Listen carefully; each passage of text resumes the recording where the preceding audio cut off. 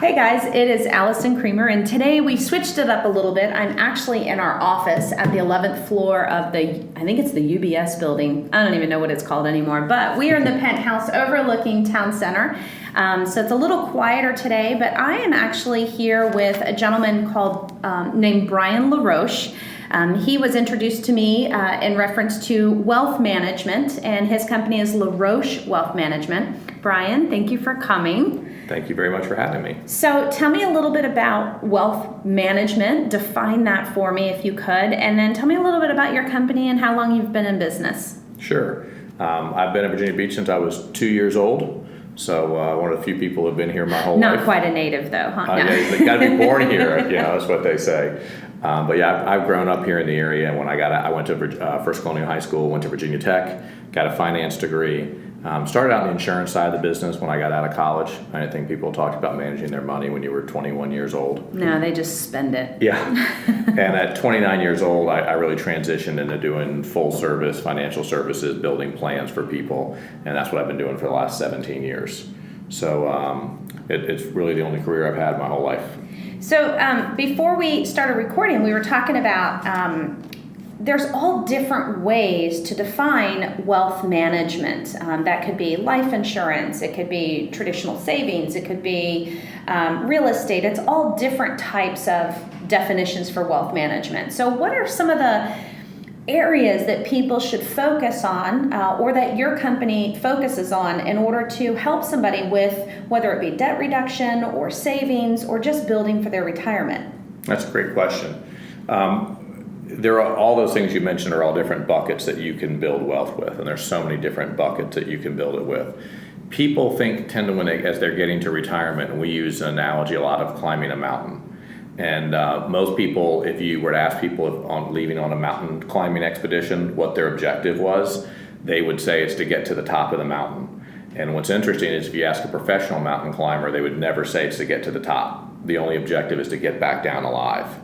So people tend to think of retirement planning, the objective is to reach the top of the mountain, mm-hmm. which is really only the halfway point. So when you're putting money in these buckets, when we save money, we are giving up enjoyment of lifestyle we could have today to have something for the future. Yeah. And when you're working to earn a paycheck to provide for your loved ones a lifestyle and things that you want to have in your life.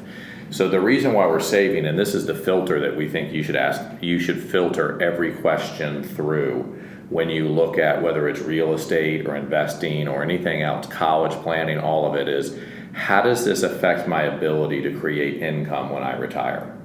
So those buckets themselves don't do you any good. If you have $1 million in a 401k, but you can't spend it, it has no value to it. Right. So the purpose of all savings is to build an income for yourself into the future so you can get your time freedom back. Mm-hmm. You are trading days, weeks, months, and years on this life working either on this earth, either working for yourself or someone else to provide this lifestyle.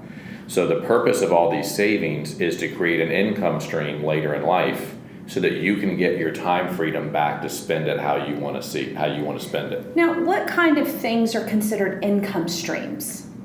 So anything, if you have a 401k, for example, you take monthly distributions out of it, that would be an income stream.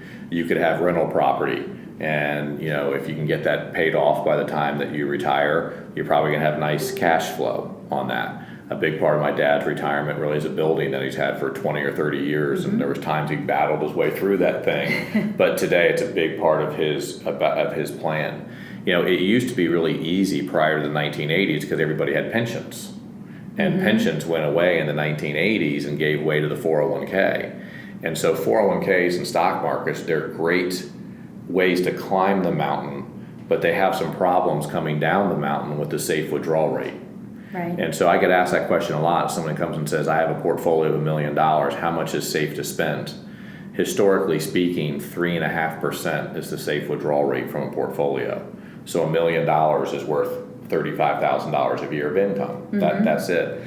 So, but when you learn how to integrate these things together and using a concept called actuarial science, which is the way pensions are built, we think that you can trade that safe withdrawal rate of 3.5% and get it up to about 7 to 13% off your net worth.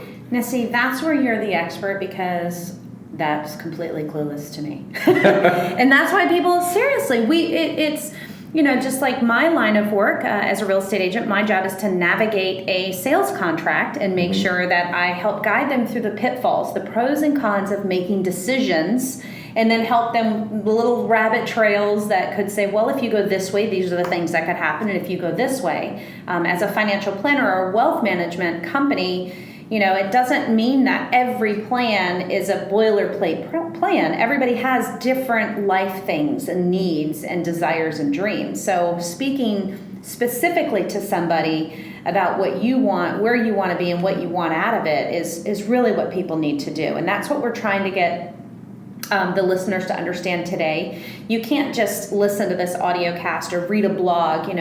Investor Google is not going to set up your life program. While these are great places to learn to ask the questions that you need.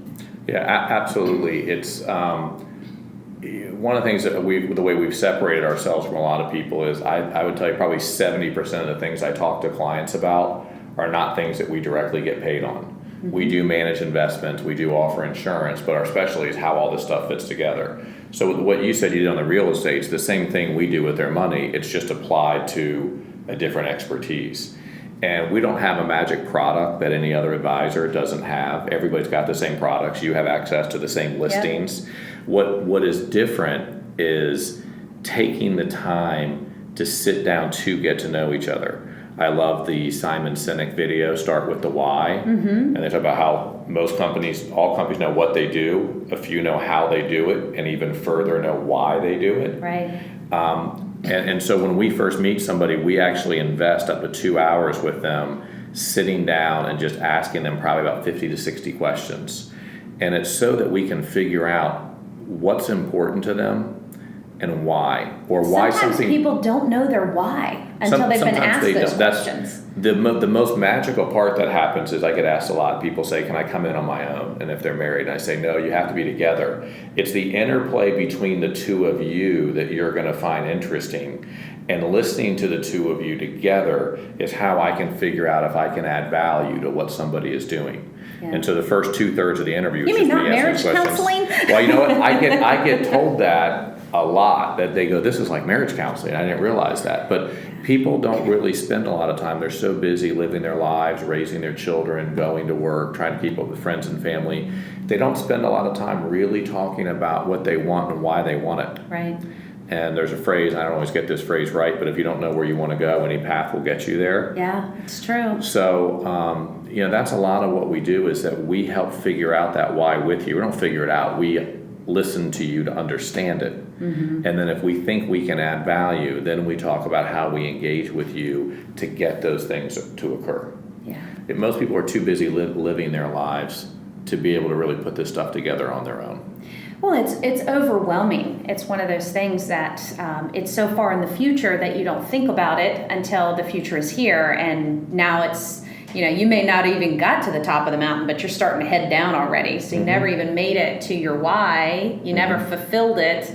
And so now you're just kind of stuck. And I mean, with our world today and our economy, it's so up and down and just kind of scary. So you talked about this story about going up the mountain, and in our show notes, we're going to have a link to that because you said it was explain what it is. Whiteboard videos. To me, they almost look like cartoons when I see them on TV, where they're all drawing really fast. Yeah. I think it's about 3.5 minutes, 3 minutes and 50 seconds, but it's short enough that we can pay attention these days with how busy we are, but it gives a good concept of what we do and how we approach it. So because this is slightly real estate driven, obviously I'm a real estate agent, so you had mentioned something about sitting down with somebody and talking about mortgages and the expense of where that should be in their household to kind of help start building their plan. So when somebody is, say, what would be an average start or an age of somebody when they should sit down and talk about wealth management and mortgages and retirement? When should somebody really start that conversation? It's really shocking with the answer, but the answer is in their 20s. It's we talk a lot about the growth curve of money, and there's only one growth curve, and so everyone's going to have a first year they start saving, and it goes from whenever you start to the year before you retire. Well, you make all your money on the back end of the curve. If you have $1,000 saved, it doesn't matter what you earn. It's not a lot of money. You got to get to the point where you have 100,000, $500,000, $1 million, and then the rate of return really matters. So you have to really start to understand this at an early age, because what I've found is people still want to retire in their 60s. And that really people go, I don't know why I say 65. It's because that's when Social Security used to be based. So that's what people get in their heads. Now it's like 72. Yeah. So, but people haven't, if I said 70 to someone to retire, they look at me like I have 3 heads. But life expectancy has grown dramatically in the last generation or two. So people still want to retire at the same age. We don't have pensions anymore to guarantee income. And we're going to live about 10 to 15 or 20 years longer than we did 2 generations ago in retirement. So you really have got to start getting on top of this at a young age. It's starting that 10 to 15 years earlier than what you had to start. So that is, that you're out of college, or you've started your first full-time job, and saving the tiny little bits so early in age. Just it grows exponentially instead of waiting till you're 25, 35, 45 thinking about retirement. Yeah, I have a client that they got married very, very young, back the way we did a couple generations ago, and they were state employees. They weren't people who made a ton of money, but the husband always says the wife saved something out of every single paycheck from the day they got married, even if it was $2. And it's interesting today to see them in their mid to late 70s to have a lot of money. They went up the hill, they've made it down the hill, and they're very comfortable. Able to travel, and people really underestimate how much money it's going to take to live when you're in your 40s. When you look at inflation, and when I've done this experiment with a lot of my retired clients, I asked them what they made when they were 40, and we compare it to what they're spending in their 70s. They're spending 300% to 400% of what they made when they were 40 years old. Wow. And that's the effect of inflation.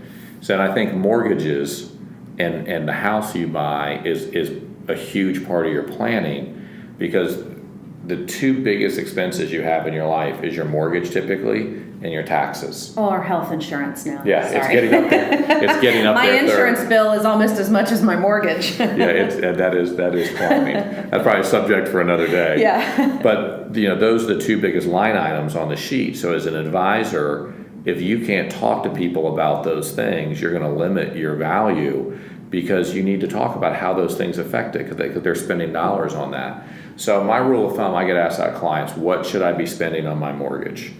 Our rule of thumb is to tell clients to keep their mortgage payment to 25% of their gross income. Mm-hmm. Now, a lot of times when I hear that, that's a little more reserved than what a lender. A lender will take you up to 40, 45% total debt to income. Now, they're looking at your car payment, your credit cards, but if you don't have those things, you can go spend 35, 40% on your house. And here's what I found.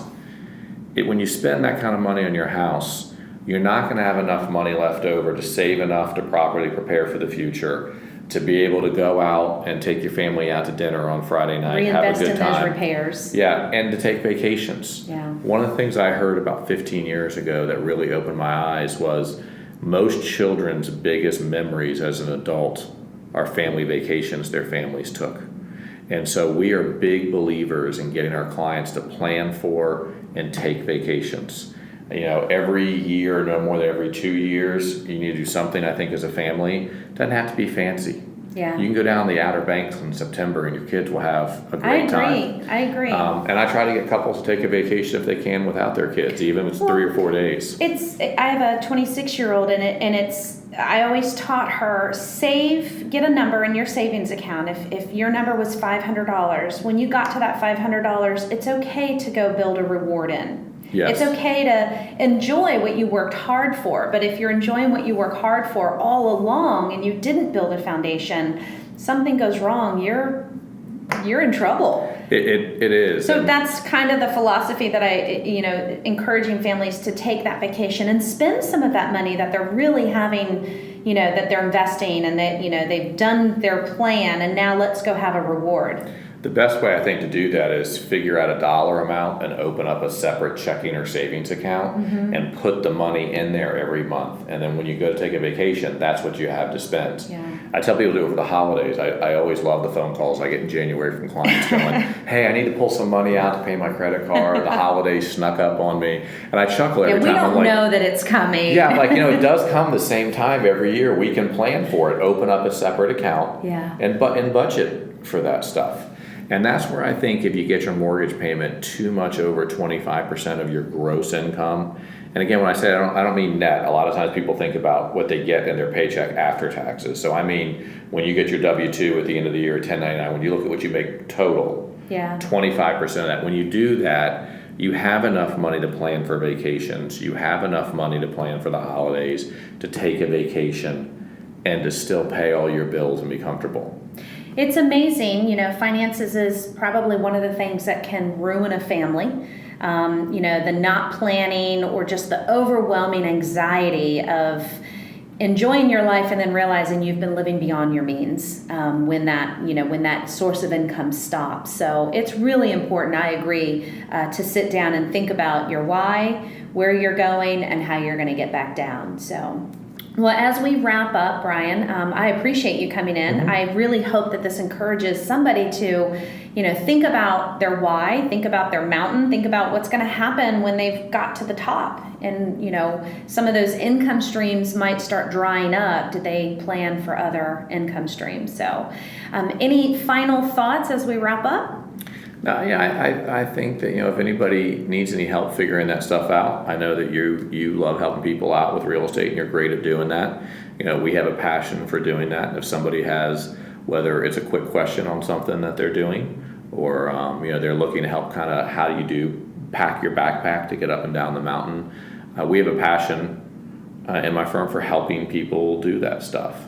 So, I get calls from friends and family even that aren't clients and just say, hey, would you answer a quick question for me?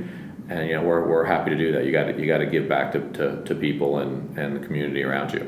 Well, and parents encouraging their young adults to start that wealth management conversation instead of listening to mom and dad telling them how to spend their money, encouraging them to go meet with somebody else, that's a good way to kind of build a foundation for your children too. So, well, all of your contact information is going to be in the show notes. But for those who are not watching us on the web, go ahead and tell them your phone number and how to reach you.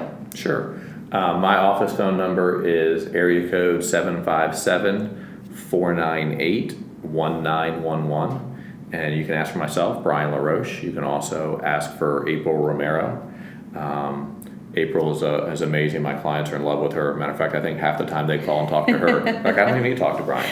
But that's the phone number to reach me at. And the email is Brian with an I. So it's BRIAN @LaRocheWealth.com. And LaRoche, everyone spells it wrong, so I'll give it to you. It's LaRoche. All right. And you are located in the town center area of Virginia Beach? We are. We're in the Mata Hoffler building. Well, thank you for coming in. I appreciate it. Thank you so much for having me.